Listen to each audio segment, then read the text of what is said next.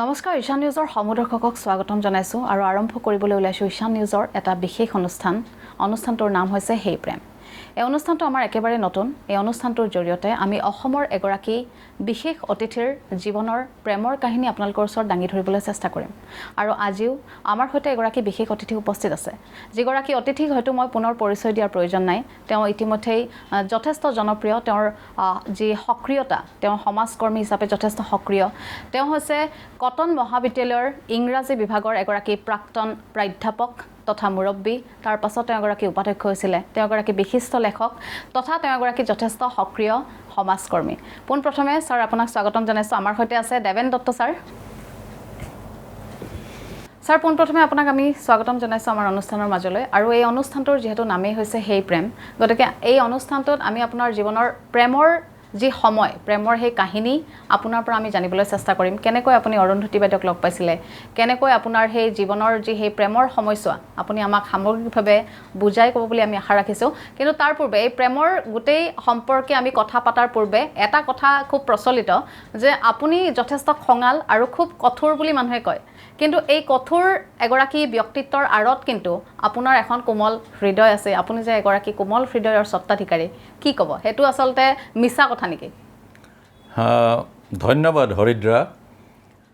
মই সাধাৰণতে যেতিয়া এই দূৰদৰ্শন প্ৰতিষ্ঠানৰ কোনো অনুষ্ঠানত ভাগ লওঁ, তেতিয়া 8-10টা গৰাকীকে ধৰি আটাইকে আপুনি বুলিয়ে কওঁ।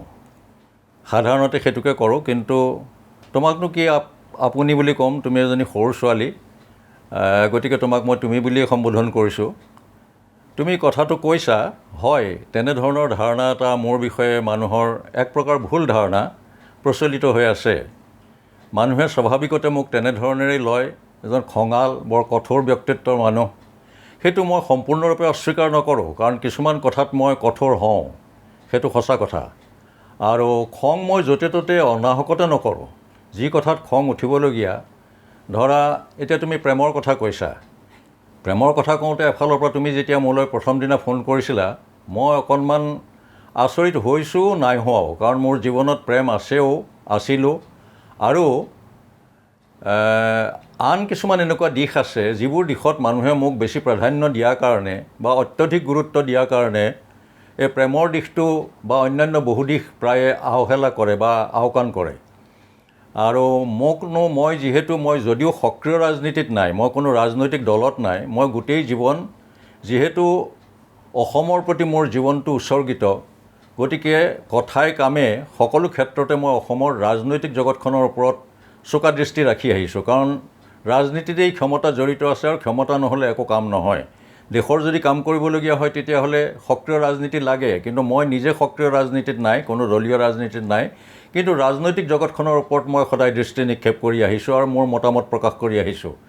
সেই হিচাপে স্বাভাৱিকতে ৰাজনীতিৰ লগত সমাজৰ যিমানবিলাক দিশ জড়িত, সেই দিশবিলাকত মই মতামত দিবলগীয়া হয়, দিছোঁ। সভাই সমিতিয়ে বা মোৰ যিবিলাক লেখা থাকে, সেই লিখোঁতে মই তাত মতামত দিওঁ। সেইবিলাকত মই কঠোৰ হওঁ। যদি মোৰ মাতৃভূমিক কোনোবাই অপমান কৰে, ইচ্ছা কৰি হওক বা অনিচ্ছাকৃতভাৱে হওক, যদি মোৰ মাতৃভাষাক কিবা অপমান কৰা যেন পাওঁ বা মাতৃভাষাৰ প্ৰতি অন্যায় কৰা যেন পাওঁ, তেতিয়া মই তাৰ প্ৰতিবাদ কৰোঁ। আৰু সমাজত যিকোনো প্ৰকাৰৰ অন্যায় অবিচাৰ হ'লে সেইটোৰ বিৰুদ্ধে মই কঠোৰভাৱে মাত মাতোঁ। কিন্তু কোনো ব্যক্তিৰ প্ৰতি মোৰ একো বিদ্বেষ নাই, সেইটো মিছা কথা। আৰু মই এইটো কথা বাৰম্বাৰ কওঁ যে মই দৰাচলতে এজন গোৱাৰ অসমীয়া হিচাপে মই গোৱাৰ। মই কাৰো পক্ষ মই নলওঁ, পক্ষপাত দুষ্ট নহওঁ। কিন্তু যদি পক্ষপাত দুষ্ট বুলি ক'বলগীয়া হয়, তেতিয়াহ'লে মই অসম মাতৃৰ প্ৰতি আৰু অসমীয়া ভাষাৰ প্ৰতি পক্ষপাত দুষ্ট হওঁ। সেইটো মই একো অপৰাধ বুলি নাভাবোঁ। লগতে মোৰ প্ৰেমো আছে, প্ৰেম আছিলে, মোৰ জীৱনটো প্ৰেমময়। কিন্তু সেই প্ৰেমৰ বহুত সংজ্ঞা আছে। এটা হ'ল যি সৃষ্টিকৰ্তা ভগৱান, যিয়ে যি বুলিয়ে সম্বোধন নকৰক, যি বুলিয়ে উপাসনা নকৰক, এজন সৃষ্টিকৰ্তা আছে। সেই সৃষ্টিকৰ্তাৰ প্ৰতি প্ৰেম বা ভক্তি, যিটো ধৰা ৰাজস্থানত মীৰাবাইৰ ভজনৰ কাৰণে মীৰাবাই বিখ্যাত। আৰু তেওঁৰ কৃষ্ণ প্ৰেম যিটো, চৌদিশে কেৱল কৃষ্ণময়, কৃষ্ণ কৃষ্ণ আৰু কৃষ্ণ। সেই ভগৱান কৃষ্ণক উপাসনা, সেই কৃষ্ণক লৈ ভজন। কিন্তু সেই ভগৱত প্ৰেম সকলোৰে কাৰণে সম্ভৱ নহয়। ময়ো ভগৱানক বিশ্বাস কৰোঁ, কৃষ্ণই মোৰ একমাত্ৰ উপাস্য দেৱতা। কিন্তু সেই মীৰাবাইৰ দৰে প্ৰেমটো আৰু মোৰ সম্ভৱ নহয়। কিন্তু দেশৰ প্ৰতি মাতৃভূমিৰ প্ৰতি যিটো প্ৰেম সেইটো মোৰ সদায় আছে আৰু সেইটো সদায় আগস্থানত। আন নালাগে মই যেতিয়া বিয়া কৰাইছিলোঁ, বিয়া কৰাবৰ সময়ত মোৰ যি পত্নী হ'বলগীয়া সেই হ'বলগীয়া পত্নীক মই আগেয়ে কৈছিলোঁ যে মই তোমাক খুব ভাল পাওঁ আৰু সেইকাৰণে বিয়া কৰিবলৈ মনস্থ কৰিছোঁ, কিন্তু এটা কথা, মই তোমাক খুব ভাল পাওঁ যদিও মই তোমাক মোৰ মাতৃভূমি বা মাতৃভাষাতকৈ বেছি ভাল নাপাওঁ।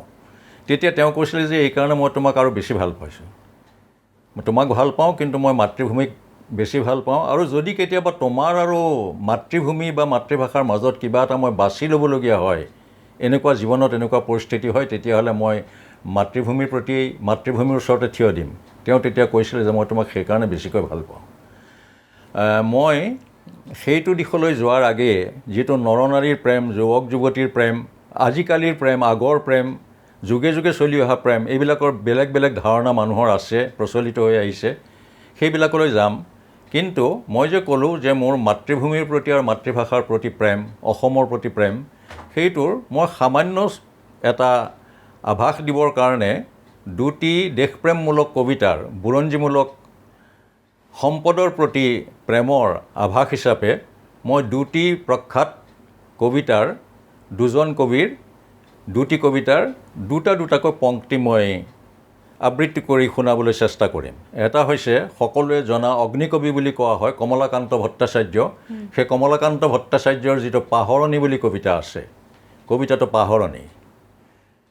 কোৱা পাহৰণি, তোমাৰ পেটত ৰাখিছা কতনো বুৰঞ্জী সোমাই, চিন্তিলে এবাৰ মৰো পুৰি দেই, কত কীৰ্তি খালা গিলি হাই। এই শিল দুখৰি কোনে কাটিছিলে, কাৰনো হাতৰি পুৰণি চিন, কোনে বান্ধিছিল শিলৰ আৱাস, পমিবা সি জাতি ক'ত হ'ল লীন। এই দুটা পংক্তি কমলাকান্ত ভট্টাচাৰ্যৰ পাহৰণি কবিতাৰ। আৰু এটা প্ৰখ্যাত কবিতা আছে, কবি ধ্বনি কবি বুলি কোৱা হয় বিনন্দ চন্দ্ৰ বৰুৱাৰ গড়গাঁও এটা প্ৰখ্যাত কবিতা। গড়গাঁৱৰ আগৰ যিটো ৰূপ আৰু কবিয়ে দেখা যিটো ৰূপ, সিমানলৈতো বহুত দীঘল, পাছলৈ নাযাওঁ, মই প্ৰথমৰ দুটা পংক্তি গাই শুনাইছোঁ। গড়গাঁও গড়গাঁও কথা শুনি তল যাওঁ, বাট দেখি পিছলে যে পাওঁ, দিখৌৰ সোঁতত যোৱা ভটিয়নি বল পোৱা, উভতিব খোজে মাৰ নাও, ওচৰতে দেখি গড়গাঁও। ওলট পালট দেশ কথাৰে নহয় শেষ, কটাৰীৰো দাবে তাৰ কাটে, বাঘ গৰু হালে হালে একে ঘাটে পানী খালে, নগৰৰ দেও লগা ঘাটে, দেও তাত ফুৰে হাতে বাটে, বিদেশীৰ চকুথিৰ স্বদেশীৰ উখশীৰ, দেও লগা মানুহৰ দেশ, উজুতিত ভাগে দাঁত কোঢ়ালত হৰে মাত, জনে জনে ভিন ভিন বেশ। এই তিনিটা।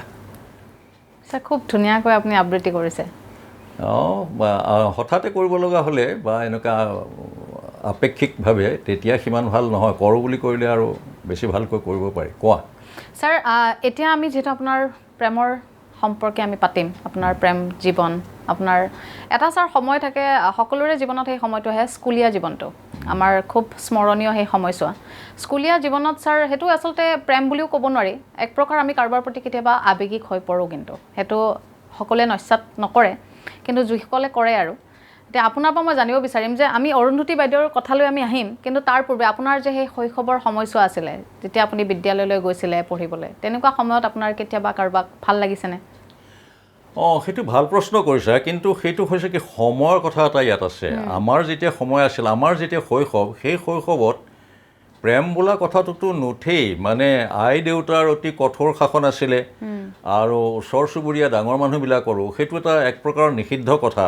প্ৰেম শব্দটোৱে নিষিদ্ধ আছিল সেইখিনি সময়ত। আমাৰ যেতিয়া শৈশৱ, শিশুকাল, সেই কালত প্ৰেম বুলিলে আজিকালি যিটো বুজা যায় সেইটোতো একেবাৰে বেলেগ। মানে মোবাইল ফোনৰ প্ৰেম, বিভিন্ন ধৰণৰ প্ৰেম, একেবাৰে কৃত্ৰিম প্ৰেম, সেইটো সুকীয়া কথা। কিন্তু এনেও সাধাৰণভাৱে আমাৰ দিনত সেই প্ৰেমটো এক প্ৰকাৰ সম্ভৱেই নাছিল। কিন্তু তথাপিতো মানুহৰ এটা চিৰজাগতিক কিছুমান কথা আছে।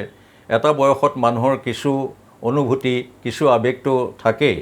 সেই হিচাপে মোৰ শৈশৱত আচলতে একো নাছিল। যেতিয়া লাহে লাহে কিশোৰ অৱস্থালৈ আহিলোঁ, কৈশোৰ আহিলে, তেতিয়া অকণমানেই জ্ঞানানন্দ শৰ্মা পাঠক আৰক্ষী আছিলে কিন্তু সুন্দৰ কবি আছিলে, এই যে তোক দেখি মোৰ গা চিন চিন জিন জিন জিম জিম জিম জিম কৰে, তেনেকুৱা ধৰণৰ এটা বয়স যেতিয়া আহিছিল, মোৰ ঠিক বিদ্যালয় পৰ্যায়ত যেতিয়া মই আছিলোঁ, মই আচলতে প্ৰাথমিক বিদ্যালয়ত পঢ়াই নাই, গতিকে প্ৰাথমিক বিদ্যালয়ত সাধাৰণতে ভাল কথা বেয়া কথা এইবিলাক লৈ যিমানবিলাক কিছুমান চৰ্চা হৈয়েই যায় ল'ৰা ছোৱালীৰ মাজত, সেই মোৰ প্ৰাথমিক বিদ্যালয়ত পঢ়াটো তেতিয়া বাধ্যতামূলক নাছিলে। তাৰমানে উচ্চ বিদ্যালয়ত হাইস্কুল বুলি যিটো কোৱা হয়, তাত এতিয়া নামভৰ্তিৰ কাৰণে এটা পৰীক্ষা হৈছিলে, সেই তাত পৰীক্ষাত যদি উত্তীৰ্ণ হয় তেতিয়া নামভৰ্তি কৰে। গতিকে প্ৰাথমিক বিদ্যালয়ত মোক দেউতাই পঢ়ুওৱা নাছিলে, প্ৰথমেই উচ্চ বিদ্যালয়ত হাইস্কুলত নাম লগাই দিছিলে। গতিকে প্ৰাথমিক বিদ্যালয়ৰ পৰ্যায়ত যিখিনি জানে নিষিদ্ধ হিচাপে অলপ চলপ কথা পাতি চাৰিওফালে আঁৰ-বেৰৰ মাজত, সেই অভিজ্ঞতাটো মোৰ নাছিলেই। মানে শৈশৱৰ এক প্ৰকাৰ, কৈশোৰলৈ ভৰি দিছে আৰু তেনেকুৱা সময়ত। পাছত যেতিয়া উচ্চ বিদ্যালয়ত পঢ়িলোঁ, নাম লগালোঁ, তেতিয়াও মই কিশোৰেই। তাৰপৰা মই খুব কম বয়সতে তেতিয়া যিটো মেট্ৰিকুলেশ্যন বুলি কৈছিলে, প্ৰৱেশিকা পৰীক্ষাত উত্তীৰ্ণ হৈছিলোঁ। মই দৰাচলতে এক প্ৰকাৰৰ কৈশোৰটো পাৰ হৈছিলোঁ লাহে লাহে যেতিয়া মই মহাবিদ্যালয়ত নাম লগাইছিলোঁ, তেতিয়াহে। কিন্তু সেইখিনি সময়ত ধৰাচোন সহপাঠী হিচাপে বহুতো ছাত্ৰী আছিলে, সহশিক্ষা আছিল, প্ৰথম সহশিক্ষা হৈছে মানে মহাবিদ্যালয়ৰ জীৱনত। আমাৰ বিদ্যালয়ততো সহশিক্ষা নাছিল, গতিকে মহাবিদ্যালয়ৰ জীৱনত যেতিয়া সহশিক্ষা হৈছিল তেতিয়াও মই বৰ লাজকুৰীয়া আছিলোঁ এই বিষয়ত, বিশেষকৈ ছোৱালীৰ লগত, মানে বিপৰীত লিংগৰ লগত কথা বতৰা পতা। কথাটো অকণমান কেতিয়াবা ওলোটাহে আছিলে, কেতিয়াবা যদি ছোৱালীয়ে সহপাঠী ছাত্ৰীয়ে বা আন কোনোবাই মাত লগায় তেতিয়াহে মই অকণমান অসহজ বোধ কৰিছিলোঁ। তেতিয়া তেনেকুৱা ঠিক নাছিলে। কিন্তু পৰৱৰ্তী সময়ত কটন মহাবিদ্যালয়, প্ৰথমে মই 2 বছৰ শিৱসাগৰ মহাবিদ্যালয়ত পঢ়িছিলোঁ, তেতিয়া IA বুলি কৈছিলে। তাৰপাছত মই কটন মহাবিদ্যালয়ত পঢ়িবলৈ আহিলোঁ কটনলৈ, তেতিয়া স্নাতক পৰ্যায়ত BA। তেতিয়া সেইখিনি সময়তহে আচলতে মোৰ যৌৱনৰ সময়খিনি আহিছিল। আৰু স্বাভাৱিকতে তেতিয়াতো ছোৱালী ভালদৰে দেখা পাইছিলোঁ কটনত। আজিৰ সমান ইমান ছোৱালী নাছিল, ছাত্ৰী সিমান নাছিল, তথাপিতো ছাত্ৰী বহুত আছিলে। তেতিয়াহে সেই ধৰণৰ ছাত্ৰীৰ লগত এটা যোগাযোগ হৈছিলে, কিন্তু কথা বতৰা মোৰ খুব কম আছিলে। কোনোবাই মাতিলেও মই বৰ লাজকুৰীয়া আছিলোঁ। ছাৰ, আপুনি ইতিমধ্যে উল্লেখ কৰিছে যে আপুনি শিৱসাগৰৰ পাছত আপুনি কটন মহাবিদ্যালয়ত আপুনি পঢ়িবলৈ আহিছিলে। আপুনি অধ্যয়নৰত অৱস্থাত যেতিয়া আছিলে তেতিয়া আপুনি নিজেই কৈছে যে আপোনাৰ তেতিয়া যৌৱনকাল আৰম্ভ হৈছিলে মাত্ৰ। তেতিয়াৰ পৰা আপোনাৰ কিছু যোগাযোগ হৈছিলে আপোনাৰ সহপাঠীসকলৰ সৈতে, বিশেষকৈ বিপৰীত লিংগ। যদিও আপুনি তেতিয়ালৈকে খুব লাজুকীয়া আছিলে, কিন্তু তেতিয়ালৈকে আপুনি লাহে লাহে লাহে কথা পাতিবলৈ লৈছে। সেই যে যৌৱনৰ সেই সময়ছোৱা, প্ৰথম যেতিয়া আপোনাৰ যৌৱন আৰম্ভ হৈছিলে আৰু গুৱাহাটী মহানগৰীৰ এখন কটন মহাবিদ্যালয়, ওচৰে পাজৰে বহুত সৰু সৰু দোকান আছে বা বিভিন্ন বস্তু খাবলৈ পাৰি, তেনেকুৱা অৱস্থাত কেতিয়াবা ছাত্ৰীসকলৰ লগত, বিশেষকৈ আপোনাৰ কোনোবা এগৰাকী ভাল লগা যুৱতীৰ সৈতে আপুনি কেতিয়াবা এনে ফুৰিবলৈ যায়নে যেতিয়া ক্লাছ নাথাকে তেতিয়া? নাই নাই, হ'ব লাগিছিলে, হোৱা উচিত আছিল বুলি কেতিয়াবা ভাবোঁ যে অকণমান তেনেকুৱা অভিজ্ঞতা থকা হ'লে ভাল হ'লহেঁতেন নেকি। কিন্তু নাই, তেনেকুৱা নহ'ল, মই তেনেকৈয়ে থাকোঁতেই গ'ল। আৰু তেতিয়া যদি কোনোবা ছাত্ৰ আৰু ছাত্ৰীৰ মাজত, ল'ৰা আৰু ছোৱালীৰ মাজত মহাবিদ্যালয়ত অলপমান ঘনিষ্ঠতা দেখা যায়, তেতিয়াহ'লে সেইটো গোটেই মহাবিদ্যালয়খনত চাৰিওফালে এটা আলোচনাৰ বিষয়বস্তু হৈ পৰে। আন নালাগে যিটোক ইংৰাজীত টক অফ দ্য টাউন বুলি কোৱা হয়, চাৰিওফালে এটা কথা বতৰা হৈ যায়, গুজব ওলাই যায়। সেইটো ক'ৰবাত 2-1জনৰ কাৰোবাৰ শুনিছিলোঁহে, মোৰ তেনেকুৱা একো ধৰণৰ নাছিল। মানে কলেজীয়া জীৱনত আপোনাৰ কেতিয়াও প্ৰেম হোৱা নাই? নাই নাই, নহ'ল। আৰু আপুনি এতিয়া অৰুন্ধতী বাইদেউক আপুনি যেতিয়া লগ পাইছে, তাৰ পূৰ্বে আপোনাৰ কেতিয়াবা প্ৰেম হৈছেনে জীৱনত? প্ৰেম বুলি ক'ব নোৱাৰি, কিন্তু এইটো নহয়, এনেকুৱা নহয় যে মই কোনো ছোৱালীৰ প্ৰতি আকৰ্ষণ অনুভৱ কৰা নাছিলোঁ বা ছোৱালীলৈ চোৱা নাছিলোঁ। সেইটো স্বাভাৱিক কথা। সেইটো যদি তেনেকৈ কওঁ তেতিয়াহ'লে এটা ভণ্ডামী নিচিনা হ'ব। তেতিয়া যৌৱনত যিটো সাধাৰণতে বিপৰীত লিংগৰ প্ৰতি আকৰ্ষণ এটা হয়, সেই স্বাভাৱিক আকৰ্ষণটো আছিল। ধুনীয়া ছোৱালী হ'লে দেখোঁ, চাওঁ আৰু বন্ধু বান্ধৱৰ লগতো কথা পাতোঁ, সেইটো অস্বীকাৰ নকৰোঁ। কিন্তু কাৰো লগত তেনেকুৱা এইটো প্ৰেম বুলিলে যিটো বুজা যায়, মই যে কৈছোঁ যে তেতিয়াৰ দিনত সেইটো হ'লে মানে এটা অসাধাৰণ কথাৰ নিচিনা হৈছিল, খুব কম সংখ্যকৰ আছিলে। আৰু কিছুমানৰ তেনেকৈ বিয়াও হৈছিল, কিছুমানৰ বিয়া হোৱা নাছিল। কিন্তু মোৰ তেনেকুৱা একো হোৱা নাছিল সেই ধৰণৰ। কিন্তু অভিনয় কৰিছিলোঁ, অভিনয়ত আছিল, সেই ধৰণৰ সম্বন্ধ আছিল, কথা বতৰা। তাৰপৰা মই যেতিয়া মহাবিদ্যালয়ত চাকৰি কৰিলোঁ, তেতিয়া ছাত্ৰৰ লগতে ছাত্ৰীকো লগত লৈ অভিনয় কৰিছিলোঁ। সেইবিলাক সম্বন্ধ সেই ধৰণৰ আছিলে, কিন্তু প্ৰেমৰ সম্বন্ধ হৈ উঠা নাছিল। অৰুন্ধতী বাইদেউ আজি যদিও আমাৰ মাজত নাই, বাইদেউক আপুনি কেতিয়া লগ পাইছিলে আৰু কেনেকৈ লগ পাইছিলে অৰুন্ধতীক লগ পাইছিলোঁ যি মোৰ পৰৱৰ্তীভাৱে পত্নী হ'ল তেওঁ আছিল কটনৰ ছাত্ৰী হিচাপেই লগ পাইছিলোঁ মানে আপুনিও তেতিয়া ছাত্ৰ আছিলে মানে বাইদেউ ছাত্ৰ আপুনি তেতিয়া শিকাইছিলে আপুনি পঢ়ুৱাইছিলে মই তেতিয়া অধ্যাপনা কৰিছিলোঁ আৰু তেওঁ আছিলে ছাত্ৰী তেওঁ তেতিয়া ডিব্ৰুগড়ৰ পৰা উচ্চতৰ মাধ্যমিক পৰীক্ষাত উত্তীৰ্ণ হৈ কটনত স্নাতক শ্ৰেণীত নাম লগাইছিলে মই তেওঁক প্ৰথমে স্নাতক শ্ৰেণীত পাইছিলোঁ ছাত্ৰী হিচাপে তাৰপিছত কেনেকৈ আৰম্ভ হ'ল আপুনি স্কুলত আপুনি মহাবিদ্যালয়ত যায় আপুনি ক্লাছ কৰিবলৈ বাইদেউ তেতিয়া পঢ়িবলৈ আহে এই যে সম্পৰ্কটো কেনেকৈ আগবাঢ়িলে সেইটো এনেকুৱা হৈছিলে যে মই কৈছোঁ নহয় মই যে অৰুন্ধতীকহে যে মই প্ৰথমে ছোৱালী হিচাপে বা গাভৰু হিচাপে যুৱতী হিচাপে দেখা পাইছিলোঁ বা চাইছিলোঁ বা বিয়া কৰাৰ কথা ভাবিছিলোঁ এনেকুৱা নহয় কটনলৈতো অসংখ্য ছাত্ৰী আহে ওচৰতে সন্দিকৈ মহাবিদ্যালয় আছে নেদেখাটো নহওঁ পাণবজাৰ ছোৱালী বিদ্যালয় আছে সেইবিলাকৰ আগেদি যায় ছোৱালীবিলাক দেখোঁ বিভিন্ন সেইটো স্বাভাৱিকতে ছোৱালী দেখিছিলোঁ বা চাইছিলোঁ কিন্তু এই অৰুন্ধতীৰ লগত যিটো সম্পৰ্ক হ'ল প্ৰেমৰ আৰু বিবাহৰ তেনেকুৱা কথাটো হোৱা নাই এইটোও নহয় যে মই কাকো বিয়া কৰাব খোজা নাছিলোঁ কিছুমান প্ৰস্তাৱো আহিছিল বা গৈছিল কিন্তু সেইটো তেনেকুৱা সম্বন্ধ হোৱা নাছিল আৰু ইতিমধ্যে বিয়াৰ বয়স হৈছিলে আৰু প্ৰেমটো স্বাভাৱিকতে জাগিছিল আৰু বিপৰীত লিংগৰ প্ৰতিটো এটা আকৰ্ষণ থাকে সেইটো অস্বাভাৱিক কথা নহয় বিয়া কৰাৰ কথা চলিছিল বিয়া বাৰুৰ প্ৰস্তাৱৰ কথাও চলিছিল কিন্তু সেইবিলাক হৈ উঠা নাছিল কিন্তু অৰুন্ধতীক যেতিয়া মই দেখিলোঁ মহাবিদ্যালয়ত ইতিমধ্যে মই মনত এটা ঠিক ধাৰণা নহয় এক প্ৰকাৰ সিদ্ধান্তই লৈ পেলাইছিলোঁ যে এই ছোৱালীজনীক মই বিয়া কৰিম বিয়া কৰিব লাগিব কাৰণ মই কিছু খা খবৰ লৈ গম পাইছিলোঁ ডিব্ৰুগড়ৰ ছোৱালী আৰু তেওঁৰ পিতৃ আছিল মানে মোৰ শহুৰ দেউতা পাছত যি হৈছিল শহুৰ নিবাৰণ বৰা গতিকে মোৰ যে মই আগেয়ে কৈছোঁ যে গোটেই জীৱনটো মোৰ মানে সামাজিক জীৱন বা প্ৰত্যক্ষ ৰাজনীতি নহ'লেও পৰোক্ষভাৱে মই ৰাজনৈতিক জীৱনৰ লগত বা ৰাজনৈতিক পৰ্যবেক্ষক হিচাপে জড়িত ৰাজনীতিৰ ওপৰত মই সদায় এটা দৃষ্টি ৰাখিছোঁ গতিকে নিবাৰণ বৰাৰ নাম মই আগৰে পৰা শুনিছোঁ তেওঁ এজন প্ৰখ্যাত ট্ৰেড ইউনিয়ন নেতা আৰু ছ'চিয়েলিষ্ট পাৰ্টি বুলি যিটো কোৱা হৈছিলে তাৰপৰা প্ৰজা ছ'চিয়েলিষ্ট পাৰ্টি তাৰপৰা সম্যুক্ত ছ'চিয়েলিষ্ট পাৰ্টি আৰু বিভিন্ন ধৰণৰ ৰাজনৈতিক দলত জড়িত আছিলে জয়প্ৰকাশ নাৰায়ণৰ আন্দোলনৰ লগত doctor Ram Manohar Lohia George Fernandez এইবিলাকৰ লগত তেওঁৰ মানে বেছ যোগাযোগ আছিল আৰু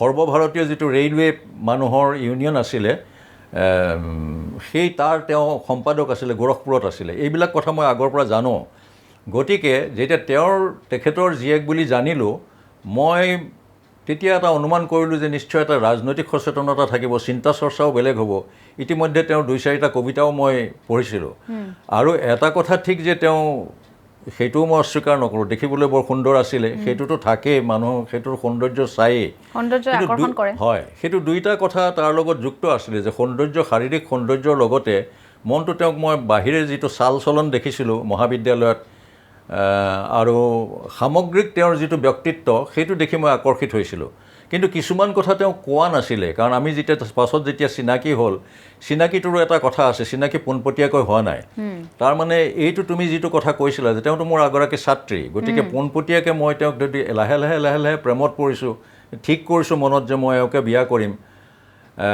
তেতিয়া মইতো তেওঁক ছাত্ৰী হিচাপে কিছুমান সামাজিক বাধা নিষেধ আছে মই তেওঁৰ লগত যিটো স্বাভাৱিকতে যিটো কোৱা হয় প্ৰেম বুলি সেই প্ৰেমৰ নাটক বা প্ৰেমৰ অৱলীলা মইতো কৰিব নোৱাৰোঁ গতিকে যিহেতু এফালৰ পৰা ঠিকো কৰিছোঁ যে মই তেওঁক বিয়া কৰিম গতিকে মই ঘৰত প্ৰস্তাৱ দিয়ালোঁ যে বিয়া কৰিম এনেই মানে উপৰুৱা প্ৰেম কৰিলোঁ তাৰপিছত বিবাহ কৰাম সেইটোতো মই নকৰোঁ গতিকে ঘৰত প্ৰস্তাৱ দিয়ালত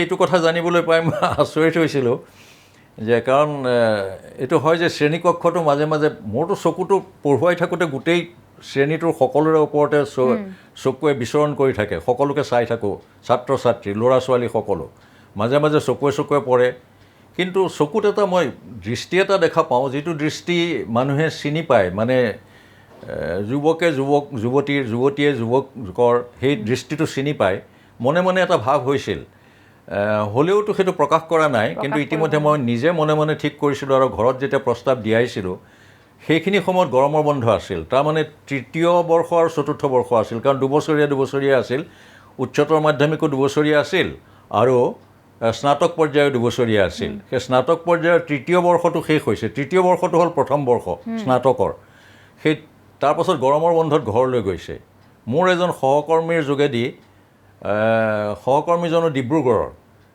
তেওঁৰ হতুৱাই মোতকৈ অলপ কনিষ্ঠ তেওঁৰ হতুৱাই ঘৰত প্ৰস্তাৱটো দিয়ালোঁ মানে তেতিয়ালে বাইদেউ গম নাপায় কিন্তু নাজানে তেতিয়া ঘৰত প্ৰস্তাৱটো দিয়ালোঁ তেতিয়া দেউতাক ইতিমধ্যে হেৰিত জৰুৰী অৱস্থা চলি আছিল জৰুৰী অৱস্থা চলি থাকোঁতে তেখেত কেইবাবাৰো পোতাশালত আছিলে মানে জেইলত কিন্তু ঠিক সেইখিনি সময়ত কিছুদিনৰ কাৰণে ঘৰত আছিল নেকি পেৰলত থাকে যে মই অলপমান সেইটো পাহৰিছোঁ দেই কিছুদিনৰ কাৰণে ঘৰত আছিল নে তেতিয়াও নিয়া নাছিলে জৰুৰী অৱস্থা কিন্তু ঘোষিত হোৱাৰ সময়ত তেখেত কেইবাঠাইতো পোতাশালত আছিল কাৰাগাৰত কিন্তু সেইখিনি সময়তে প্ৰস্তাৱটো দিয়া হৈছিলে তেখেত তেতিয়া ঘৰত আছিলে পাছত যেতিয়া অৰুন্ধতী গৰমৰ বন্ধৰ পাছত ঘূৰি আহিছে ইতিমধ্যে চতুৰ্থ বৰ্ষটো আৰম্ভ হৈছে চতুৰ্থ বৰ্ষ মানে স্নাতক পৰ্যায়ৰ দ্বিতীয় বৰ্ষ তেতিয়া তেওঁ আহিছে আহি দেখিছোঁ মহাবিদ্যালয়ত ইফালে সিফালে যেতিয়া অহা যোৱা কৰে কটনততো গোটেই শ্ৰেণীকক্ষবিলাক একেবাৰে দীঘলী পুখুৰীৰ পৰা পাণবজাৰলৈকে বিস্তৃত এটা শ্ৰেণীৰ পৰা আন এটা শ্ৰেণীলৈ এটা বিষয়ৰ পৰা আন এটা বিষয়ৰ শ্ৰেণীলৈ যাওঁতে বহুত অহা যোৱা কৰি থাকিব লাগে সেইদৰে আহোঁতে আমাৰ যিটো জিৰণি কোঠা আছিলে ইংৰাজী বিভাগৰ সেইফাললৈ পিৰিককৈ চাই মোৰ কেতিয়াবা চকুৱে পৰে কেতিয়াবা নপৰে কিন্তু তেওঁ ইতিমধ্যেতো ঘৰত গম পাইছে যে প্ৰস্তাৱটো দিয়া হৈছে হানা একো কোৱা হোৱা নাই মাক দেউতাকে কিছু খবৰ তেওঁ পাইছে যে আপোনাৰ পৰা যে সেই প্ৰস্তাৱটো গৈছে কথাটো পোৱাই নহয় তেওঁ শুনিছিলেই পাছত মোক যেতিয়া কৈছে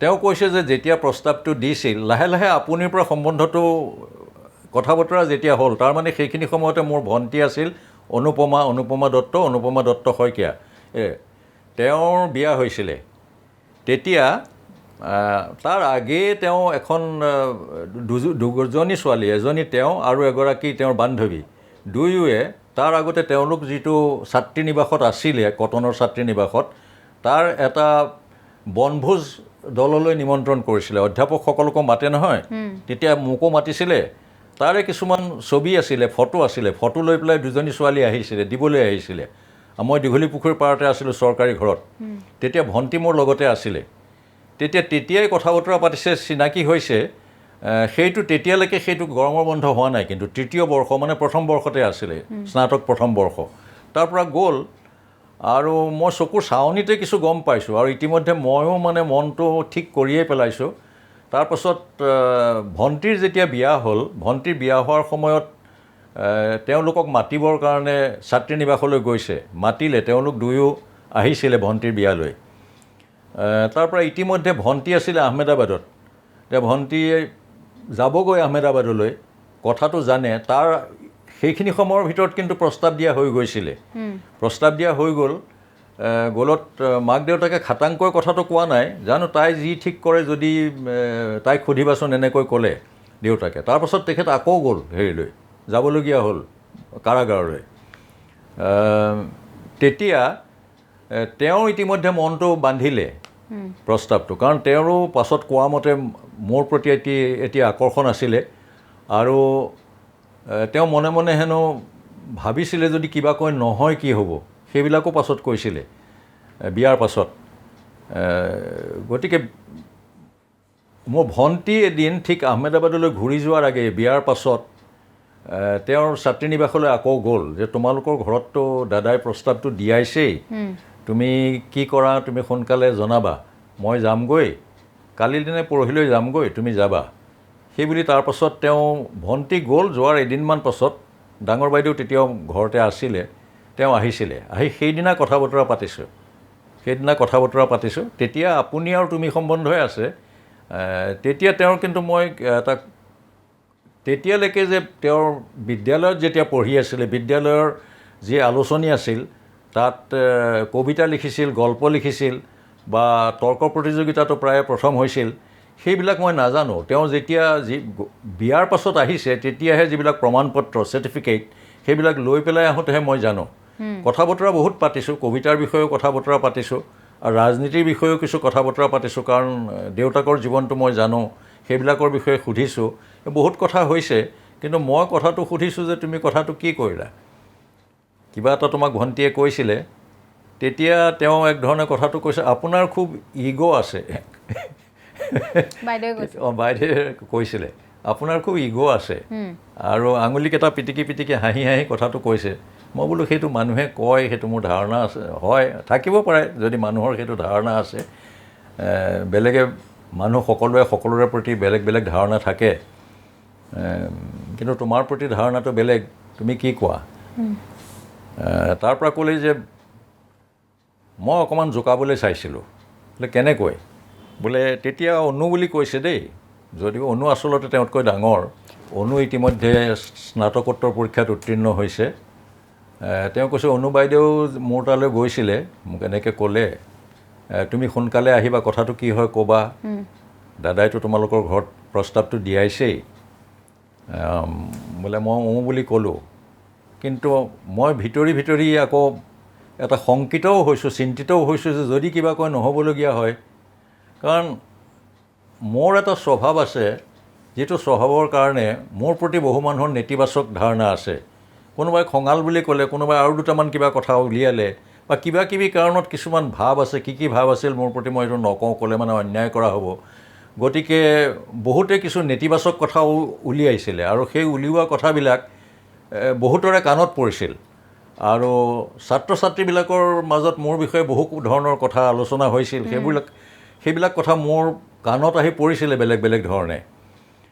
গতিকে তেওঁ এটা আশংকা কৰিছিলে কি কিবা প্ৰকাৰে যদি গৈ থৈ নহয়গৈ, তাৰমানে তেওঁ ইতিমধ্যে মোৰ প্ৰতি আকৰ্ষিত হৈছিল। তেওঁ পাছত কৈছিলে যে মইতো প্ৰেমতেই পৰিছিলোঁ, আৰু মাজে মাজে মই গাৰো মোৰ তিতি গৈছিলে।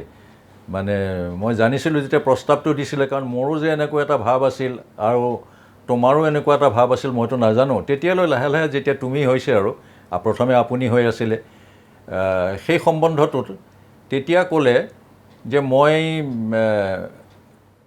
অকণমান জ্বলাম বুলি ভাবিছিলোঁ।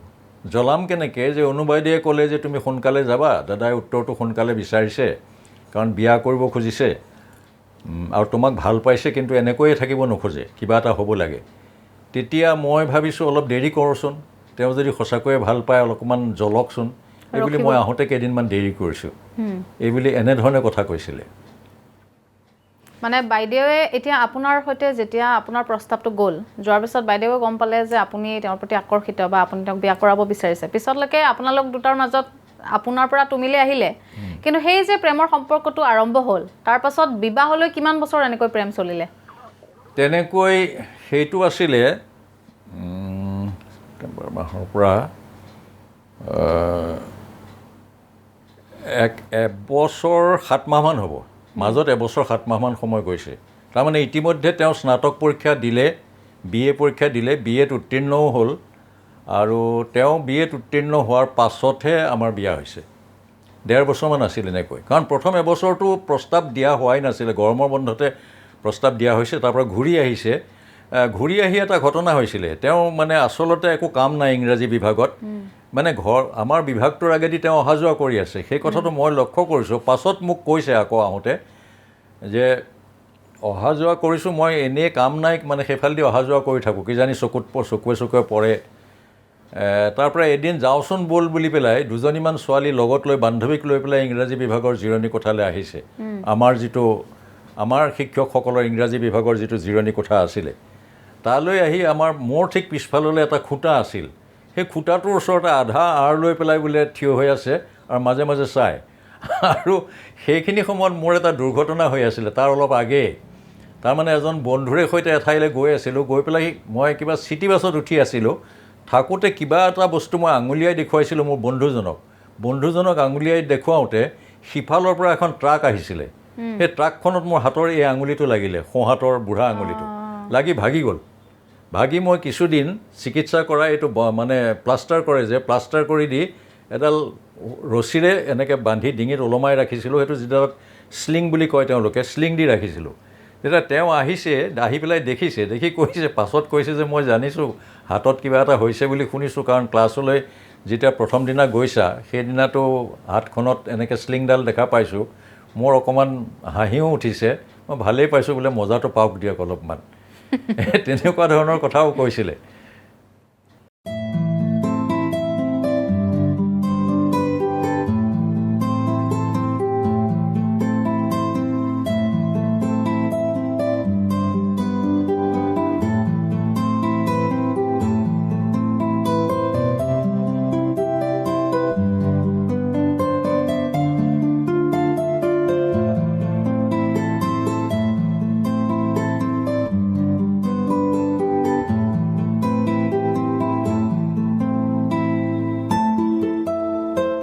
স্যাৰ, আপুনি ইতিমধ্যে উল্লেখ কৰিছে যে আপোনালোকৰ বিয়াৰ পূৰ্বে আপোনালোক এটা প্ৰেমৰ সম্পৰ্কত আছিলে, এবছৰ প্ৰায় 7 মাহ, প্ৰায় 1.5 বছৰ বুলিয়ে ধৰিব লাগিব।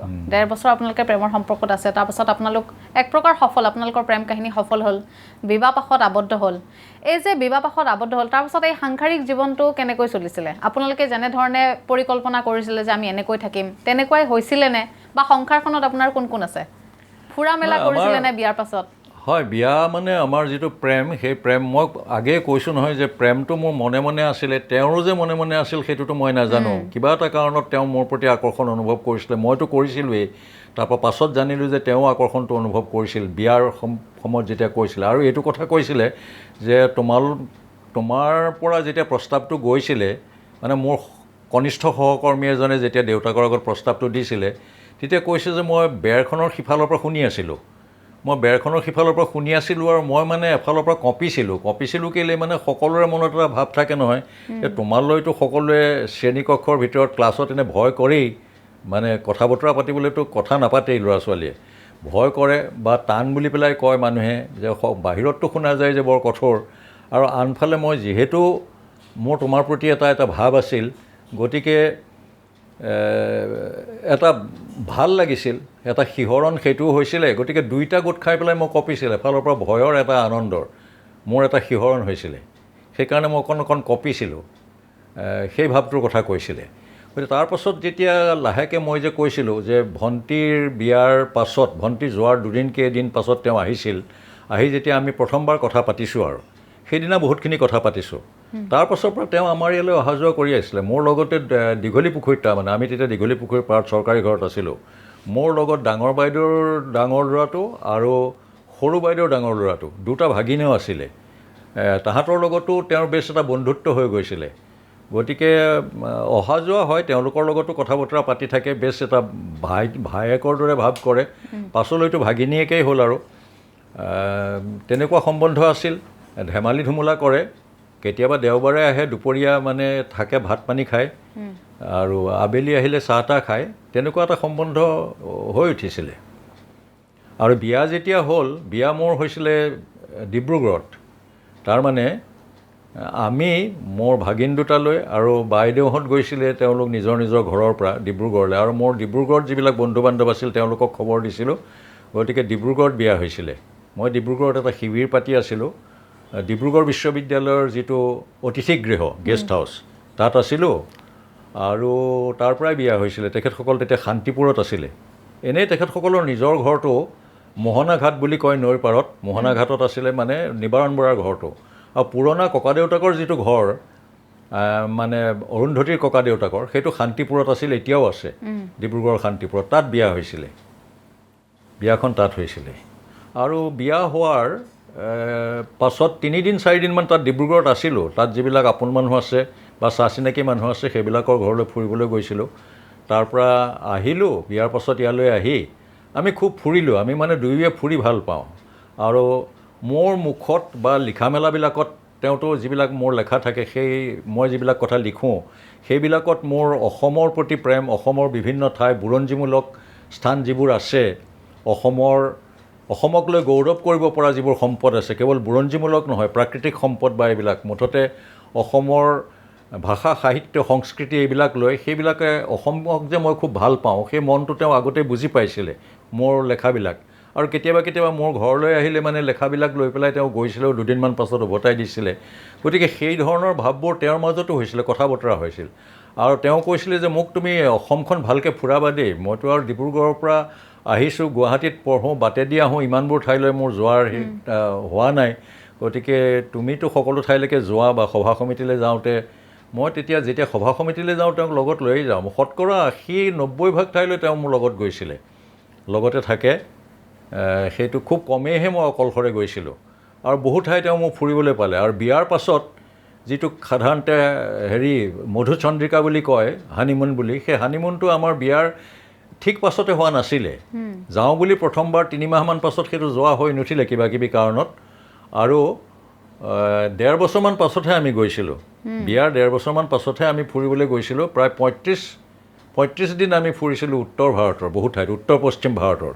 তাৰপৰা ঘূৰি আহি আকৌ এইবাৰ ওচৰৰ ঠাই, তাৰমানে পশ্চিমবংগৰ কিছুমান ঠাই, কলকাতা, শিলিগুৰি, গেংটক, দাৰ্জিলিং, এনেকুৱা ঠাইলৈ সেয়া দ্বিতীয়বাৰ গৈছিলোঁ। তাৰপাছত আৰু ওলৈ তোলৈতো মাজে সময়ে গৈছোঁ, কিন্তু অসমৰ ভিতৰত বহুত ঠাই ফুৰিছোঁ আমি। তেওঁৰ দৰে তেওঁ নিজে কৈছিলে যে মোৰ বান্ধৱীবিলাকৰ ভিতৰত মানে ময়ে বোধহয় সকলোতকৈ অসমৰ ঠাই বেছিকৈ দেখা পাইছোঁ। কাৰণ মইতো সভা সমিতিলৈ মোক মাতে বিভিন্ন বিষয়ত বক্তৃতা দিবলৈ, সেইবিলাকলৈ যাওঁতে ওচৰৰ ঠাইবিলাক ফুৰিবলৈ মোৰ এক প্ৰকাৰ আঁচনিয়েই থাকে। তেওঁলোকেও এটা দিন অতিৰিক্তকৈ ৰাখে তাত ওচৰৰ ঠাইবিলাক ফুৰাবৰ কাৰণে। সেই ঠাইবিলাক যায় আৰু তেওঁৰ নিজৰ এটা বন্ধুত্বই গঢ় লৈ উঠিছিলে। মানে কথা বতৰাত তেওঁ মোতকৈ অলপমান বেছি খোলা আছিলে, কাৰণ মানুহৰ মোৰ প্ৰতি অকণমান কিবা শংকা, ভয়, সকলোৱে কয় ছাৰ আপোনালৈ ভয় লাগে, লাহে লাহে সহজ হৈ যায় বোলে, নাই আমি ভুলকৈ ভাবিছিলোঁ এনেকুৱা, কিন্তু আচলতেতো আপুনি তেনেকুৱা নহয়, এইবোৰ তেওঁলোকে কয় আৰু। কিন্তু তেওঁ মোৰ এক প্ৰকাৰৰ বিপৰীত, মানে তেওঁৰ খুব কোমল কথা বতৰাবিলাক আৰু মিহি, আৰু কেতিয়াবা তেওঁকো বক্তৃতা দিবলৈ মাতে। মই যিখিনি কথা হয়তো 1.5 ঘণ্টা সময়ত কওঁ, মোৰ সাধাৰণতে বক্তৃতাটো দীঘল হয়, শুনেও মানুহে, কিন্তু তেওঁ এক ধৰণৰ বক্তৃতা দিয়ে, খুব কোমলকৈ বক্তৃতা দিয়ে। 15 মিনিটমান সময় হয়তো কয়, সেই 15 মিনিটমান সময়তে ময়ে শুনো, মোৰে ভাল লাগে। কথা কোৱাটো ভাল আছিলে, লিখাত ভাল আছিলে, গল্প লিখিছিল তেওঁ, কেইবাখনো উপন্যাস আৰু গল্পৰ সংকলন আছে। সেই ধৰণেৰে তেওঁ কিন্তু এটা কথা আছিল কি, মানে প্ৰচাৰ বিমুখ আছিলে। গতিকে তেওঁক মানুহে লেখিকা হিচাপে যিমান জানিব লাগিছিল তেওঁক সিমান নাজানিলে। সেই তেওঁৰ যিবিলাক চক্ৰ আছিলে, বৰ্গ আছিলে, বন্ধুবৰ্গ, সেই বন্ধুবৰ্গবিলাক অন্য ধৰণৰ আছিল কিছু লিখক লেখিকাৰ লগত মানে চিনাকি বা বন্ধুত্ব, কিন্তু সাধাৰণতে যিবিলাক বৃহত্তৰ সমাজখনত যিবিলাক চক্ৰ আছে বা বৰ্গ আছে, সেই চক্ৰবিলাকৰ লগত তেওঁ বৰকৈ এটা সম্পৰ্ক মানে খুব এটা দহৰম মহৰম কৰি নুফুৰিছিলে। গতিকে তেওঁ সিমান প্ৰচাৰটো নাপালে বা প্ৰচাৰ বিচৰা নাছিল। কিন্তু সেই গুণখিনি যিখিনি আছিল, সেইখিনিৰ কাৰণে মোৰ প্ৰেমটো সেইবিলাকত আছিল। সেইকাৰণে মই আকৰ্ষিত হৈছিলোঁ। দুয়োৰে প্ৰতি এটা আকৰ্ষণ আছিলে, কাৰণ প্ৰমূল্য এটাৰ ভিত্তিত যদি নহয়, কেৱল শাৰীৰিক আকৰ্ষণটোতো মই অস্বীকাৰ কৰা নাই, এইটো কথা মই কৈছোঁ যে তেওঁ দেখিবলৈ ধুনীয়া আছিলে আৰু মই সেইটোৰ প্ৰতি আকৰ্ষিত হৈছিলোঁ। কাৰ ছোৱালী শুনিছিলোঁ, আৰু যেতিয়া শুনিছিলোঁ কাৰ ছোৱালী, তেতিয়া মই বিশেষ কিবা কিবি ৰাজনৈতিক বা সামাজিক কাৰণত সেই কথাবিলাক লৈ পেলাই মই প্ৰস্তাৱটো দিছিলোঁ। কিন্তু এই কথাবিলাকৰ গুৰুত্ব আছিলে যে কিছুমান প্ৰমূল্য আছে, যিবিলাক প্ৰমূল্য দুয়োৰে উমৈহতীয়া আছিল।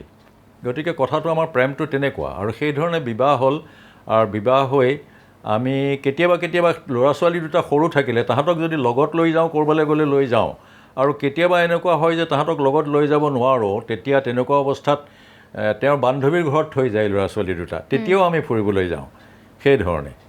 আৰু ডাঙৰ হোৱাৰ পাছত কথা নাই, তেওঁলোক থাকে, ঘৰত এজনী ছোৱালী আছিল, সেই ছোৱালীজনী থাকে, থকা ছোৱালী আছিল, সদায় সকলো সময়তে থকা। গতিকে সেই ধৰণেৰে আছিল, কিন্তু আমি খুব ফুৰিছিলোঁ। সংসাৰখন এনেকৈ দুটা আপোনাৰ ল'ৰা ছোৱালী সন্তান দুটাৰে এনেকৈ আৰম্ভ হৈ গ'ল। এতিয়া কথাটো হ'ল কি, এই যে যিকোনো এটা প্ৰেমিক বা প্ৰেমিকাৰ মাজত কিন্তু কিছুমান কাজিয়া পেচাল হয়। এতিয়া আপোনালোকেও নিজৰ সংসাৰখন কেনেকৈ আৰম্ভ কৰিব, আপোনালোকে নিশ্চয় কিবা নহয় কিবা এটাতো পৰিকল্পনা কৰিছে, যেনেকৈ ধাৰণা কৰিছিলে তেনেকৈ হৈছিলে নে সকলো? কেতিয়াবা কাজিয়া পেচাল হৈছিলে নে? দুইটাকে কেতিয়াবা নমতাকে আছেনে? কাজিয়া পেচাল নোহোৱা বোধহয় স্বামী স্ত্ৰী পতি পত্নীৰ পৃথিৱীত নাই। কাৰণ সেইটোতো থাকেই কিবা কিবি কথাত, মানুহতো শতকৰা 100% মিল নাথাকে। ক'ৰবাত সৰু কথাত, ক'ৰবাত ডাঙৰ কথাত মানুহৰতো কিবা কিবি কথাত অমিল থাকেই। এতিয়া মোৰ স্বভাৱটো হৈছে কি যে মই খুব এক প্ৰকাৰ, তোমালোকে চাগৈ মন কৰিছে, মানুহে কয় মই অকণমান চিজিলকৈ থাকি ভাল পাওঁ, এইটো এইখিনিত থাকিব, সেইটো সেইখিনিত থাকিব। ইঠাইৰ বস্তুটো যদি অকণমান দূৰত আছে সেইটো হ'লেও মই তৎক্ষণাত সেই ডোখৰত চোৱাৰ মোৰ অভ্যাসেই নাই, য'ত থৈছোঁ তাতে পাবই লাগিব, Discipline, নাপালেই খুব মই অকণমান হুলস্থুল কৰোঁ, এইটো ক'লৈ গ'ল, তেনেকুৱা ধৰণৰ কথা হয়। তেওঁ অকণমান এইবিলাকত অলপ মানে অসাৱধান আছিল।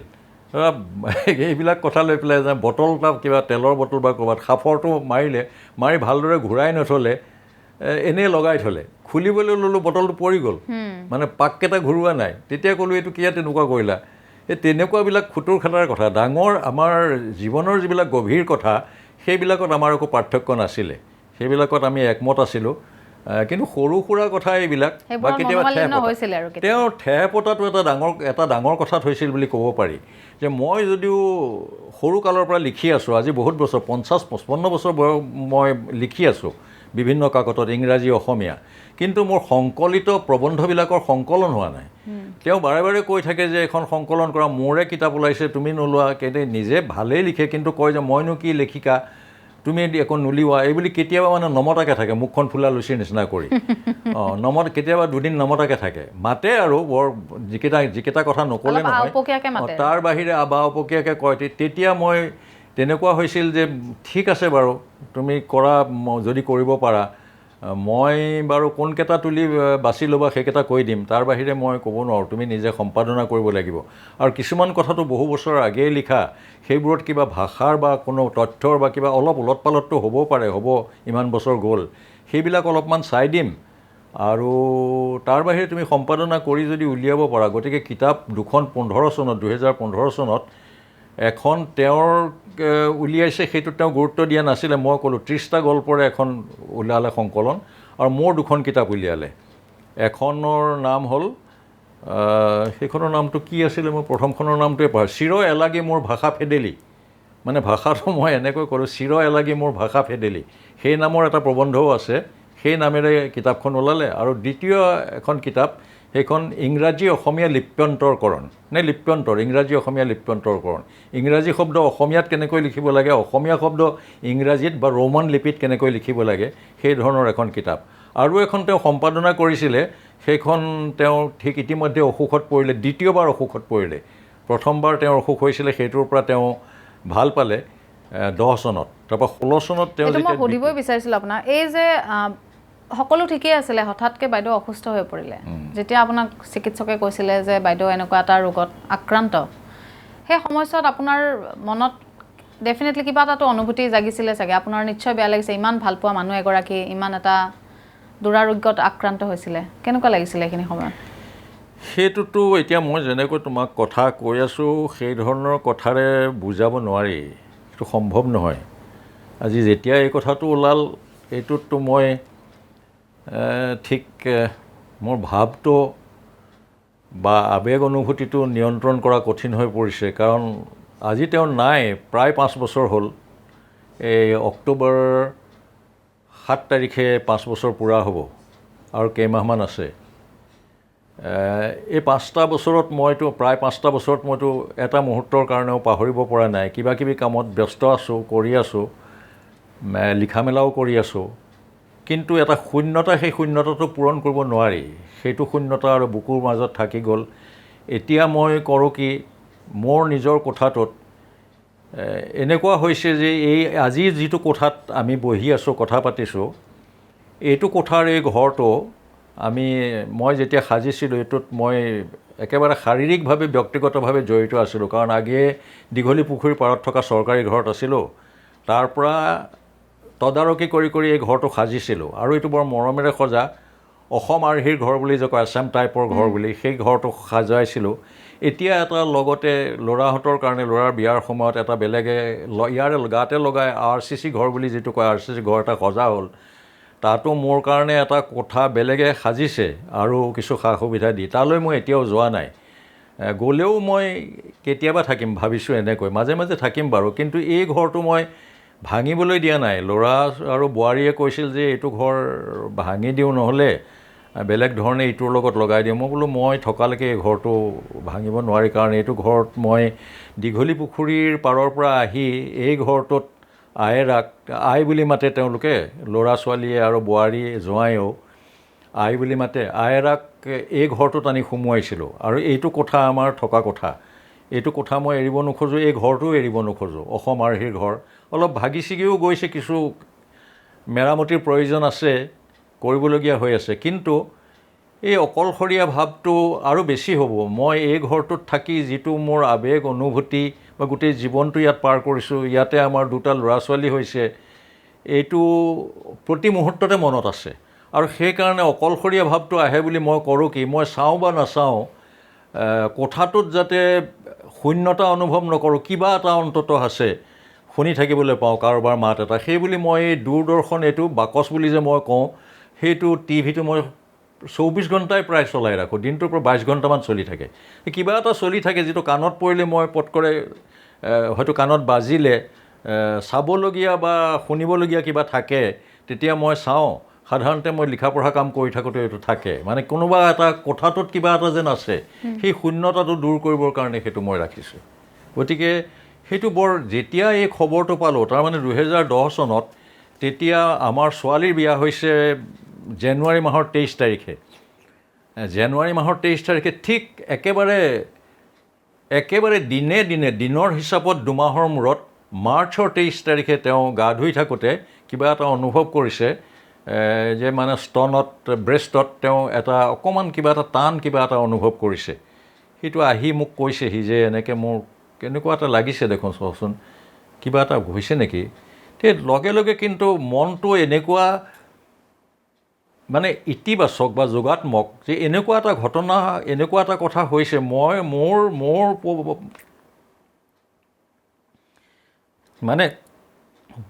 মোৰ পত্নীৰ এটা কৰ্কট ৰোগ হ'ব, এইটো এটা কথা মই ভাবিবলৈ, কল্পনা কৰিবলৈ, চিন্তা কৰিবলৈ বা মনত বা কেতিয়াবা শুনিবলৈ পাম, জানিম, এনেকুৱা এটা কথা মই কেতিয়াও ভাবিব পৰা, মানে মোৰ সকলোৰে বাহিৰত, চিন্তা বা ভাৱনাৰ বাহিৰত। গতিকে মই বহু সময়ৰ কাৰণে অস্থিৰ হৈ পৰিছোঁ, কিন্তু সমানে সমানে তেওঁৰ যিটো ভাৱ, মই এইটো দেখি আচৰিত মানিছোঁ। ইমান কোমল কথা বতৰা বা মনটো, কিন্তু ইমান এটা দৃঢ়তা আছে। মোক মানুহে কঠোৰ বুলি কয়, কিন্তু মই অলপ বিচলিত হৈছোঁ স্বাভাৱিকতে, কাৰণ মই এনেকুৱা এজনী মানুহ, পত্নী বুলিয়েই নহয় বা মানুহ হিচাপে যদি এনেকুৱা এটা হয় বা কিবা হয়গৈ, সেইটোত মই সঁচাকৈয়ে অত্যন্ত বিচলিত হৈ পৰিছিলোঁ। কিন্তু তেওঁৰ পৰা মই সাহ গোটাইছিলোঁ। তেওঁ কৈছিল যে চোৱা, এটা কথা, কিবা এটা কৰিব লাগিব, চিকিৎসাটো কৰিব লাগিব। মোৰতো চিকিৎসাটো কৰিবই লাগিব, কিয় নকৰিম। কিন্তু ক'লে যে যদি এই কথাটো, আমাৰ ছোৱালীজনীৰ একমাত্ৰ ছোৱালী, বিয়া হৈ গ'ল আজিৰ পৰা 2 মাহৰ আগেয়ে, আজি যে 2 মাহৰ পাছত এই কথাটো মই গা ধুই থাকোঁতে গম পালোঁ বা তোমাক ক'লোহি, ঘটনাটো যদি ছোৱালীজনীৰ বিয়াৰ আগেয়ে হ'লহেঁতেন, বিয়াখন কি হ'লহেঁতেন বা গোটেই পৰিস্থিতিটো কেনেকুৱা হ'লহেঁতেন, মানে তৎক্ষণাত তেনেকৈ ইতিবাচককৈ যোগাত্মকভাৱে ভাবিছে। তো মনটো তেনেকুৱা আছিলে। সেই দৃঢ়তাটোৰেই তেওঁ মানে প্ৰথমবাৰ সেই ৰোগটো জয় কৰিলে। ইমান মনৰ বল, ইমান মনৰ শক্তি। আৰু চিকিৎসা কৰিবৰ সময়তো, এইটো 10 চনত প্ৰথমবাৰ হৈছিলে, ছোৱালীজনীৰ বিয়াৰ ঠিক 2 মাহৰ পাছত। আৰু তাত আমাৰ ইয়াতে চিকিৎসা কৰা গ'ল, ভুৱনেশ্বৰ বৰুৱা কৰ্কট প্ৰতিষ্ঠান যিটো। কাৰণ কৰ্কট ৰোগৰ চিকিৎসা আজিকালি সকলো ঠাইতে একে, আৰু ক'ৰবাত বাহিৰত সোধা পোছা কৰিছোঁ, কিন্তু কৈছে যে ঠিকেই আছে। সেই চিকিৎসা কৰাই পেলাই ইয়াতে ভাল হ'ল। প্ৰায় 6 মাহৰ পাছত, মানে এটা কয় এটা কিম'থেৰাপি আৰু এটা ৰেডিয়েশ্যন। কিম'থেৰাপি আৰু ৰেডিয়েশ্যনত ভাল হ'ল 6 মাহৰ পাছত। কিন্তু দ্বিতীয়বাৰ যেতিয়া 16 চনত আকৌ হ'ল, সেইবাৰ মূৰত হ'ল অকণমান। সেইটো ধৰা পেলাওঁতে বহুত পলম হ'ল। দিল্লীতহে ধৰা আগেও পৰিছে, সন্দেহ কৰিছে, কিন্তু খাটাং হ'ব পৰা নাই কোনো চিকিৎসক, ইয়াতো বা দিল্লীতো। পাছত দিল্লীত 1.5 মাহ থকাৰ পাছত খাটাং হ'ল। কিন্তু তেতিয়া আৰু এমাহ বাকী আছিল, এমাহ থাকিলে। তেতিয়া আৰু ঠিক কৰিলে, অস্ত্ৰোপচাৰ কৰিলে, কিন্তু কৰি আশা নাছিল আৰু তেতিয়ালৈ। এই যেতিয়া ইমান ডাঙৰ বেমাৰৰ সৈতে বাইদেৱে যুঁজি আছিলে, তেতিয়া এখন কিতাপ বাইদেৱে লিখিছিলে। আৰু এই কিতাপখনত বাইদেউৰ লিখা আছে, সুখ অসুখৰ যুগলবন্দী, কৰ্কটৰ সৈতে মোৰ মৌন সংগ্ৰাম আৰু জয়। আপুনি কোৱা কথাখিনি ইয়াতে লিখিছে। কিন্তু এই কিতাপখন যেতিয়া পঢ়িছোঁ, ইয়াতে এখন চিঠি এখন দিয়া আছে, আৰু সেই চিঠিখন আপুনি ভগৱানলৈ লিখা চিঠি। মই আমাৰ দৰ্শকৰ ওচৰত এবাৰ চিঠিখন পঢ়ি দিব বিচাৰিম। চিঠিখনত লিখা আছে, হে সৰ্বব্যাপী সৰ্বজ্ঞানী সৰ্বগুণী সৰ্বশক্তিমান ত্ৰাণকৰ্তা ভগৱান, হে পৰম পিতা, হে কৰোণাময় প্ৰভু, তুমি সোণ ৰূপ গাখীৰ সেন্দুৰ কেঁচা হালধি মাহ আৰু কৰ্পূৰ মিহলাই নিজ হাতে গঢ়ি আলফুলকৈ মোৰ বুকত তুলি দিয়া অনিন্দ্য সুন্দৰ পুতলাটো আজি তোমাৰ নিৰ্দেশতে তোমাৰ ওপৰত ভৰসা কৰি এটা কঠিন আৰু কঠোৰ চিকিৎসাৰ অৰ্থে আগুৱাই দিছোঁ।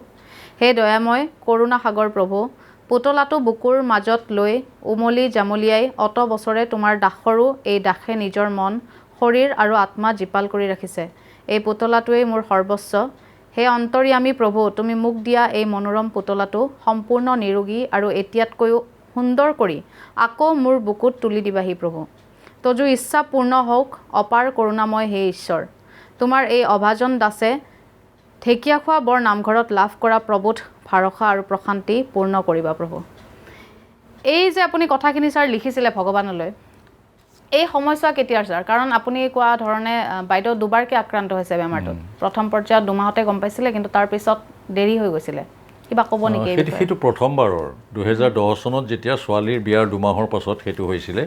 কিছুদিন চিকিৎসা কৰিছোঁ, তাৰপাছত যেতিয়া নিশ্চিত হ'ল কৰ্কট ৰোগ বুলি দেখুৱাব লগা হৈছেতো, বিভিন্ন চিকিৎসকক দেখুৱাব লগা হৈছে। তেওঁলোকে যেতিয়া সন্দেহটো প্ৰকাশ কৰিছে, কিন্তু কৈছে ইজনক দেখুৱাওক সিজনক দেখুৱাওক, এনেকৈ যেতিয়া নিশ্চিত হ'ল আৰু ডাক্তৰ ভুৱনেশ্বৰ বৰুৱা কৰ্কট প্ৰতিষ্ঠানত চিকিৎসা কৰাৰ দেখুওৱা হ'ল। তেওঁলোকে যেতিয়া ক'লে যে ইয়াতে হ'ব আৰু ৰেডিয়েশ্যন আৰু কেম'থেৰাপি এই যি 2টা প্ৰধান চিকিৎসা, এই 2টা কৰিব লাগিব, তেতিয়া সেই 2টাটো বৰ কষ্টকৰ। বহুত মানুহে কান্দে আৰু কৰ্কট ৰোগত সাধাৰণতে হয় কি খুব বিষ চিষ পায় বুলি পেলাই মানুহে সাধাৰণতে কয়। মই গোটেই কথাবোৰতে তেওঁৰ আচৰিত হৈছোঁ যে এটা অতি শক্তিশালী মন আছিলে। বাহিৰত যিমান কোমল কথা বতৰা, মাত যিমান কোমল, মনটো ইমান শক্তিশালী আৰু ইমান দৃঢ় যে তাতো যেতিয়া MRI বুলি কয় যে MRI কৰোঁতে বোলে মানুহে খুব কষ্ট পায়, চিঞৰে কাঁ। তেওঁ মানে যিবিলাকে কৰে সেইবিলাক কাৰিকৰী মানুহবিলাকৰ লগত ধেমালি কৰি ফূৰ্তি ফাৰ্তা কৰি হাঁহি ধেমালি কৰি তেওঁলোক পাছত আচৰিত হৈ যায় যে বাইদেউ আচৰিত কথা, আপুনিতো এনেকৈ থাকিলে, হাঁহি ধেমালি কৰিয়েই থাকিলে তেওঁলোকৰ লগত। গতিকে তেওঁ সেই যোগাত্মক মনটোৰ কাৰণে খুব সোনকালে মানে তেওঁ আৰোগ্য হ'ব পাৰিলে। 6 মাহৰ ভিতৰত তেওঁ সম্পূৰ্ণ আৰোগ্য হ'ল আৰু সম্পূৰ্ণ স্বাভাৱিক জীৱন যাপন কৰিলে।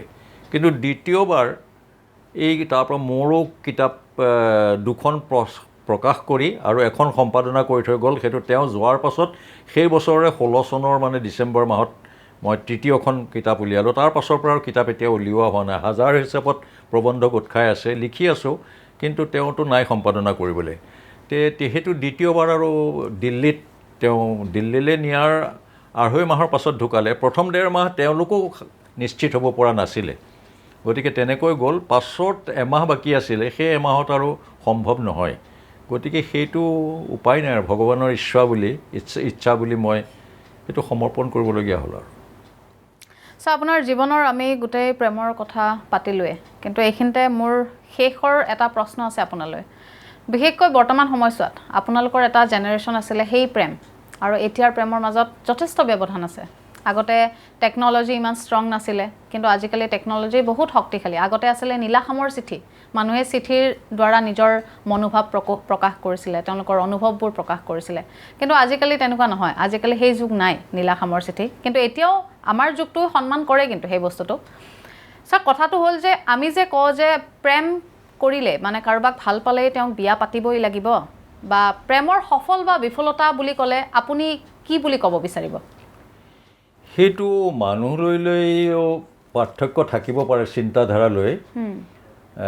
স্বাভাৱিকভাৱে সাধাৰণতে মানুহে মানে গড় হিচাপত সাধাৰণভাৱে মানুহে যিটো ভাবে সেইটো হ'লে যে প্ৰেম যদি হয়, প্ৰেমৰ সাৰ্থকতাটো মিলনো হ'ব লাগিব। সাংসাৰিকভাৱে, জৈৱিকভাৱে, পাৰিবাৰিকভাৱে মিলন হ'ব লাগিব। প্ৰেমৰ পূৰ্ণতা হ'ব বিবাহত। কিন্তু এনেকুৱাও হয় যে প্ৰেম হয় কিন্তু বহুতৰ আকৌ বিবাহ নহয়। বা এটা দুখৰ কথা যে প্ৰেমৰ দিনকেইটা বৰ সুখৰ থাকে, বিবাহৰ আগৰ দিনকেইটা, বিবাহপূৰ্বক দিনকেইটা, কিন্তু বিবাহ হোৱাৰ পাছত বহুত মানুহৰ আকৌ আগে যিবিলাক ব্যক্তিগত পাৰ্থক্য আছিল, মত পাৰ্থক্য বা চিন্তাধাৰা বা ব্যক্তিত্বৰ পাৰ্থক্য যিবিলাক ধৰা নপৰিছিলে বা আওকাণ কৰিছিলে, সেইবিলাক লাহে লাহে লাহে লাহে ওলাবলৈ ধৰে। তেতিয়া সংঘাত হয়। সংঘাত হৈ এনেকুৱা ঘটনাও আছে যে দৰাচলতে এওঁলোকৰ জানো প্ৰেম আছিলে, তেতিয়া কিন্তু পাৰ্থক্যবিলাক বেছিকৈ ওলায়। সেইটোও হয়, সেইটো তেতিয়াহ'লে বিফল হয়। কিন্তু প্ৰেম যদি হয় আৰু প্ৰেমৰ পৰিণতি যদি বিবাহ হয়, আৰু সেই বিবাহ যদি সামাজিকভাৱে সাধাৰণভাৱে সফল হয়, মানুহে যি কাৰণে বিবাহ কৰে, আৰু নিজৰ যিবিলাক দুয়োৰে যিবিলাক উদ্দেশ্য থাকে বা প্ৰমূল্যবোধ থাকে, সেই প্ৰমূল্যবিলাক যদি আগুৱাই লৈ যাব পাৰে, আমাৰ যেনেকৈ যিবিলাক কথাত আমাৰ ঐক্য আছিলে চিন্তা চৰ্চাত, সেইবিলাকত আমাৰ পাৰস্পৰিক একো সংঘাত নাছিলে। গতিকে আমাৰ নিজৰ জীৱনৰ যিটো প্ৰেম, সেই প্ৰেমটো সম্পূৰ্ণৰূপে সফল হ'ল। এতিয়া এইটো বিফল হোৱা নাই, আৰু এটা দৈৱৰ ইচ্ছা, তেওঁ যাব লাগে গ'ল, কিন্তু আজিও তেওঁৰ প্ৰতি মোৰ প্ৰেম জীয়াই আছে। কিন্তু কিছুমানৰ এনেকুৱা হয় যে তুমি যিটো কথা কৈছা যে আগৰ প্ৰেম আৰু আজিকালিৰ প্ৰেম, হয় এটা পাৰ্থক্য আছে। প্ৰেমটোৰ পাৰ্থক্য হোৱা নাই, কিন্তু যুগৰ লগত এটা কাৰিকৰী কথাও ইয়াত আছে। কাৰিকৰী যিবিলাক উন্নতি হৈছে চাৰিওফালে, সেইবিলাকে সকলোৰে সংজ্ঞা সলোৱাৰ দৰে প্ৰেমৰ সংজ্ঞাও সলনি কৰিছে।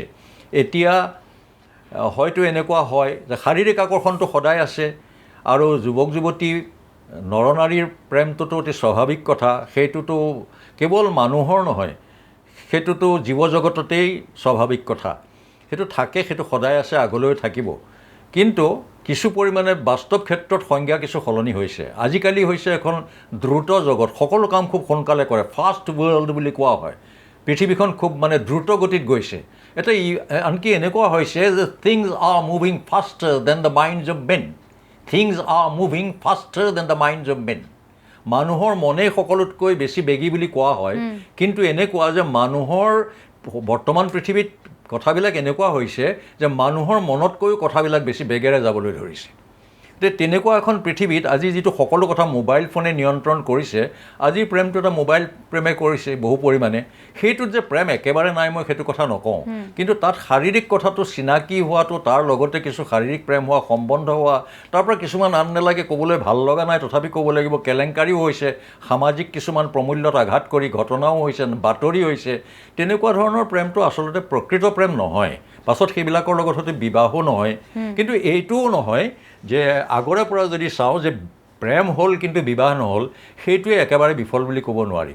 কাৰণ এনেকুৱা বহুত আছে, কোনোবাই হয়তো প্ৰেম কৰিছিলে, বিবাহ নহ'ল, হয়তো কাৰোবাৰ দুয়োৰে বেলেগ বেলেগ কাৰোবাৰ লগত বিবাহ হ'ল, বা কাৰোবাৰ এগৰাকীৰ বিবাহ হ'ল, আনগৰাকীৰ বিবাহ নহ'ল, তেতিয়াও প্ৰেমটো থাকি যায়। আৰু কেতিয়াবা এগৰাকীৰো বিয়া নহয়, পুৰুষ আৰু নাৰী দুয়োগৰাকী অবিবাহিতা হৈ থাকে, তেনেকুৱাও আছে। তেতিয়াও কিন্তু প্ৰেমটো থাকি যায় শাশ্বত ৰূপত। গতিকে তাত সেইটোতো প্ৰেম সফল, সেইটো বিফল বুলি ক'ব নোৱাৰি। গতিকে প্ৰেমৰ সফলতা বিফলতা এই কথাবোৰ ব্যক্তি লৈ লৈ বা পৰিস্থিতি লৈ লৈ সুকীয়া সুকীয়া হয়। ছাৰ, ভাল লাগিল আপোনাৰ লগত কথা পাতি। আৰু আপুনি, আমি জানো খুব ব্যস্ত, আমি ফোনত যেতিয়া আপোনাৰ সৈতে যোগাযোগ কৰিছিলোঁ তেতিয়াও খুব সময় লাগিছিলে আপোনাক, যিহেতু আপুনি খুব লিখা মেলা কৰে। কিন্তু এনেকৈ আমাক আজি অকণমান সময় দিয়াৰ বাবে আমি আপোনাৰ ওচৰত কৃতজ্ঞ। আৰু আপোনাৰ জীৱনৰ এই প্ৰেমৰ যি কাহিনী আমাৰ দৰ্শকে নিশ্চয় চাই ভাল পাব বুলি আমি আশা ৰাখিছোঁ। পুনৰ আহিম আন এগৰাকী অতিথিৰ সৈতে, তেতিয়ালৈ চাই থাকিব আপোনালোকৰ প্ৰিয় চেনেল ঈশান নিউজ। আৰু লগতে ছাৰ, আপোনাক পুনৰবাৰ ধন্যবাদ জ্ঞাপন কৰিছোঁ। ধন্যবাদ, মোৰো ভাল লাগিলে, ধন্যবাদ।